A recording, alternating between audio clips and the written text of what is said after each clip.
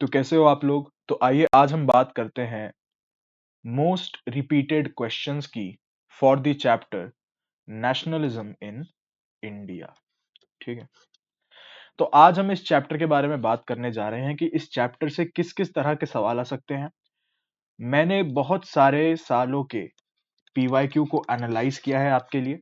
जैसा कि मैं अपने बहुत सारी स्ट्रैटेजी वीडियोस के अंदर भी आप सबसे बताता रहता था कि मैं पीवाईक्यू मैपिंग से आपको सवाल बताऊंगा और ये सारी चीजें। तो आज हम उस सीरीज की शुरुआत कर रहे हैं जिसके अंदर हम सबसे ज्यादा रिपीटेड सवाल जो कि बहुत सालों से मैं देख रहा हूँ जो आते हुए हैं, और एक तरह से ये वो क्वेश्चंस हैं जिनकी प्रोबेबिलिटी आने की बहुत ज्यादा है। ठीक है, साथ ही साथ अगर आपने अभी तक कुछ नहीं पढ़ा है तो अगर आप सिर्फ इन फोकस पॉइंट्स के ऊपर ध्यान लगाकर पेपर के लिए तैयारी करते हो तो बहुत अच्छी खासी प्रोबेबिलिटी है कि आप एक अच्छा खासा स्कोर एसएसटी के अंदर ला सकते हो। तो आइए चलिए डिस्कस करते हैं क्या सीन है इस चीज का। तो हम सब जानते हैं कि आपके एग्जाम में दो तरह से सवाल पूछे जाएंगे। एक पूछे जाएंगे ऑब्जेक्टिव यानी कि आपके एमसीक्यूज, और एक पूछे जाएंगे सब्जेक्टिव यानी कि आपके short form answer questions, long form answer questions, 3 mark, 5 mark, 8 mark, ऐसे तरह के। ठीक है, तो ऑब्जेक्टिव्स के अंदर इस चैप्टर से क्या क्या आ सकता है। तो मैं पहले ही बता दूं कि ऑब्जेक्टिव से ज्यादातर जिन चैप्टर के अंदर ज्यादा फैक्ट्स हैं, यानी बहुत सारी चीजें हैं जैसे कि पर्सनालिटीज हैं, फिगर्स हैं, डेट्स हैं। ठीक है, कुछ कुछ चीजें हैं जैसे कि अगर मैं प्रिंट कल्चर की बात करूं तो सबसे पहली बुक कौन सी पब्लिश हुई, तो सबसे पहली बुक जो है गटनबर्ग ने पब्लिश करी, बाइबल। ठीक है, तो ऐसे ऐसे सवाल पूछे जा सकते हैं। तो वैसे ही नेशनलिज्म इन इंडिया के अंदर भी जो ऑब्जेक्टिव है उसके अंदर डेट्स और फिगर्स के ऊपर और कुछ कुछ फैक्ट्स के ऊपर सवाल पूछे जाएंगे।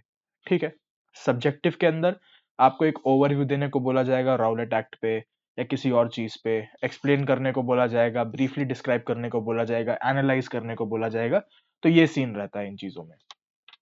अब इससे पहले कि हम वीडियो को आगे बढ़ाऊं, तो आप नेशनलिज्म इन इंडिया चैप्टर अगर पढ़ना चाहते हैं डिटेल्ड एनसीईआरटी से वन शॉट के अंदर, तो मेरी ये वीडियो जो है nationalism in India new one shot class 10th, आप इससे सिर्फ 25 मिनट के अंदर अंदर इस चैप्टर को कवर कर सकते हो। और ये बिल्कुल ही, कोई भी अगर बोले कि नहीं यार इसमें कंटेंट कुछ कम होगा या कुछ ऐसा होगा, तो मैं बता दूं कि पूरी एनसीईआरटी इसके अंदर कवर्ड है। 24 मिनट के अंदर ये वीडियो को मैंने नेशनलिज्म इन इंडिया के ऊपर फोकस किया है और मैंने सभी इंपॉर्टेंट चीजों को इसके अंदर समराइज किया है with the help of flow charts and diagrams. तो जरूर से जरूर जाके इस वीडियो को चेकआउट करिएगा। तो अब आते हैं हम ऑब्जेक्टिव में कैसे सवाल होंगे। ठीक है, और क्या टिप्स हैं। आप जब भी एनसीईआरटी खोले नेशनलिज्म इन इंडिया की, तो आप उसमें सबसे पहले इंपॉर्टेंट डेट्स और इवेंट्स को देखिए, इनको याद रखिए।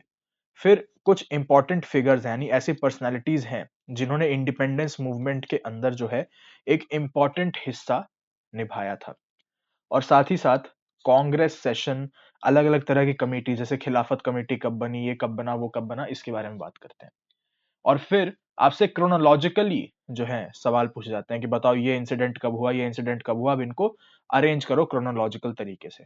तो उसके लिए मैंने आपको ये लिस्ट दे दी, आप इसका स्क्रीनशॉट भी ले सकते हैं या फिर लिख भी सकते हैं।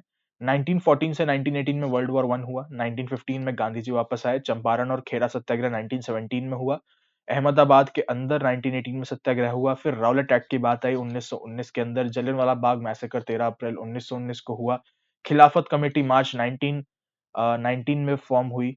फिर उसके बाद क्या हुआ, कांग्रेस सेशन जो है नागपुर में हुआ 1920, जहां पे खिलाफत मूवमेंट के अंदर पार्टिसिपेट करने की बात हो गई।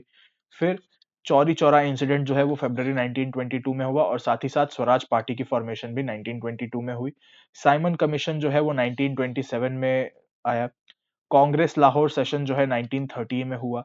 गांधी इरविन पैक्ट 1931 में हुआ और पूना पैक्ट जो कि एक तरह से आपके बुक के अंदर जो सबसे फाइनल डेट है वो एक तरह से इंपॉर्टेंट डेट यही है। इसके अंदर क्या था, सेकेंड राउंड टेबल कॉन्फ्रेंस हुई थी जहां पे अंबेडकर और गांधी क्लैश कर गए थे दलित्स की राइट को लेके।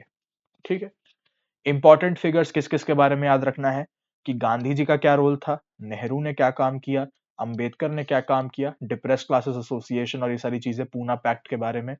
फिर जनरल डायर इनके बारे में जरूर से जरूर याद रखना है इसके बारे में। ठीक है, कि इसने क्या किया था।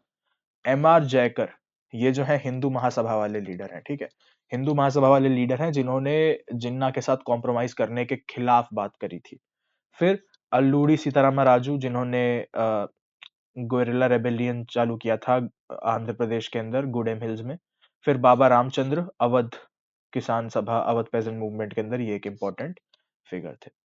अब आते हैं हम सब्जेक्टिव सवाल कैसे हैं। देखो, ये सारे तो थे एमसीक्यूज में, आपको क्या क्या पूछा जा सकता है, ठीक है, लेकिन सब्जेक्टिव भी आपको ध्यान रखना है।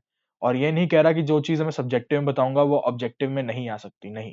जो जो चीजें मैं बता रहा हूँ एक तरह से ये बहुत ही इंपॉर्टेंट टॉपिक्स हैं।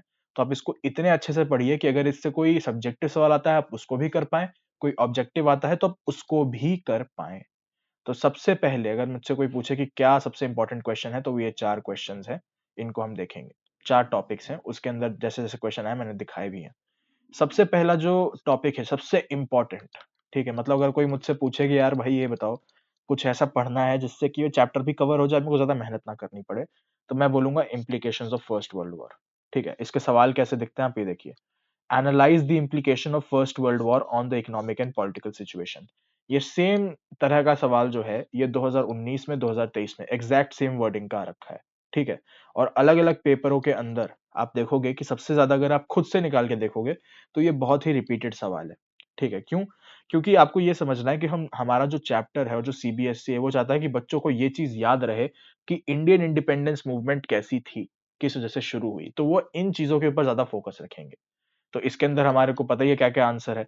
सबसे पहले आपका क्या था वो, फूड शॉर्टेज, क्रॉप शॉर्टेज हो गया था, इन्फ्लुएंजा एपिडेमिक था, फिर आप उसको क्या बोलते हैं, फोर्स्ड रिक्रूटमेंट हुआ था, ठीक है, increase in custom duties and income tax हुआ था। ये सारी चीजें जो है आपको लिखनी है विद कीवर्ड्स, ठीक है। 5 मार्क्स का आंसर अगर आपको लिखना है तो एटलीस्ट 5 पॉइंट्स में तो आप इस आंसर को लिखिए, ठीक है। इंट्रोडक्शन लिखिए कि जो फर्स्ट वर्ल्ड वॉर था उसके डायरेक्ट इम्पैक्ट्स थे इंडिया के इकोनॉमिक और पॉलिटिकल सिचुएशन पे। Now let's discuss how it happened, और फिर आप उसके बाद लिखिए कि हाँ देखो ऐसा ऐसा सीन हुआ था, ठीक है। वॉर लोन्स, ये सारी चीजें। फिर दूसरा टॉपिक जो है वो है different groups in the NCM, towns, countryside, plantation, ठीक है। ये मैंने आपको तीनों चीजें बताई थी। एनसीएम के जो मायने थे, यानी जो फ्रीडम के मायने थे, वो टाउन्स के लोगों के लिए अलग थे, कंट्री साइड के लोगों के लिए अलग थे, प्लांटेशन वर्कर्स के लिए अलग थे, ठीक है। इसका एक सवाल जो है, वैसे तो किसी से पूछा जा सकता है, पर जो थोड़ा रिपीटेड मेरे को दिखा है वो ये है, workers of Assam had their own understanding, explain with examples. तो इसके अंदर हमें बस ये बताना है कि जो असम के प्लांटेशन वर्कर्स थे वो इनलैंड एमिग्रेशन एक्ट 1857 के चक्कर में जो है अपने क्या बोलते हैं, जिस भी एरिया में उनको कन्फाइन किया गया था उससे वो बाहर नहीं निकल पाते थे। जैसे ही एनसीएम की बात हुई उन्होंने अथॉरिटीज को डिफाई किया, लेकिन बीच में एक रेलवे और स्टीमर स्ट्राइक थी, इस वजह से उनको पकड़ के पीटा गया। इसके बारे में आपको लिखना है, ठीक है। वो बस अपने घर से, अपने होम टाउन से, अपने कल्चर से एक लिंक रिटेन करना चाहते थे, ये भी लिखना आपको, ठीक है। Simon commission and why CDM lost momentum and different participants in the CDM. इसके अंदर इंपॉर्टेंट जो है विमेन वाला हिस्सा है, तो अब विमेन वाले हिस्से पे थोड़ा ज्यादा फोकस रखिएगा, क्योंकि विमेन वाले हिस्से पे आप देखोगे तो गांधी और नेहरू की बात जो है थोड़ी हुई है कि गांधी जी के विमेन के बारे में क्या विचार थे और ये सारी चीजें। तो इस पे थोड़ा सा अच्छे से आप फोकस रखिएगा।